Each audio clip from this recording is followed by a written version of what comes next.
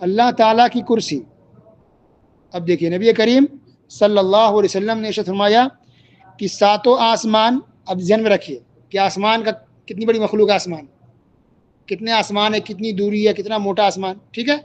وہ نظر میں اب سنیے کہ ساتویں آسمان کے اوپر اللہ تعالیٰ کی کرسی ہے.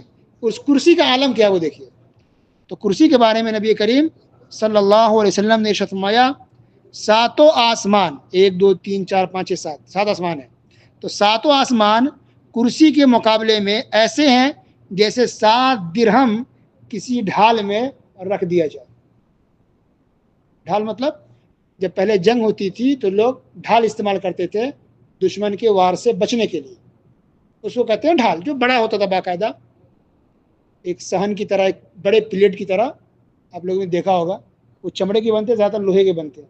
تو بڑا سا ڈھال ہوتا ہے جو انسان روک سکے کہ تلوار تیر دشمن کا نہ لگے, اس کو کہتے ہیں ڈھال, ٹھیک ہے. تو یہ جو 7 آسمان ہے, اتنے بڑے بڑے آسمان ہیں کہ 500 سال ایک آسمان میں لگے گا. اللہ اکبر. تو 7 آسمان ہیں, لیکن یہ ساتوں آسمان اتنے بڑے بڑے ہونے کے باوجود اللہ تعالیٰ کی کرسی کے سامنے اتنے معمولی لگتے ہیں کہ جیسے 7 درہم کو کسی ڈھال میں رکھ دیا جائے. تو ڈھال تو بہت بڑا ہوتا ہے, بچاؤ کرنے والا انسان پکڑتا ہے ہاتھ میں, اور درہم تو چھوٹے نہیں, سکہ.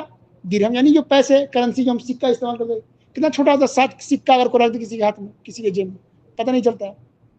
تو جو 7 سکہ ہے معمولی, یہ 7 آسمان ہے, اور یہ بڑا ڈھال ہے, یہ اللہ کی کرسی ہے.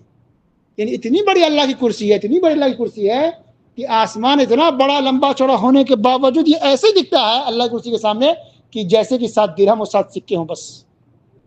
اللہ, اتنی بڑی اللہ تعالیٰ کی کرسی ہے. تو اللہ کی شان کتنی بڑی ہوگی, اندازہ لگائیے. ہم یہ بیان کریں نا کہ اللہ تعالیٰ کی شان, اللہ کی بلندی, اللہ کی کرسی کا یہ عالم ہے کہ اتنے بڑے آسمان ہونے کے باوجود یہ 7 سکے کی طرح لگتا ہے, معمولی دکھتا ہے اللہ کی کرسی کے سامنے. اور کرسی کافی بہت بڑا ہے ان 7 آسمان سے بھی.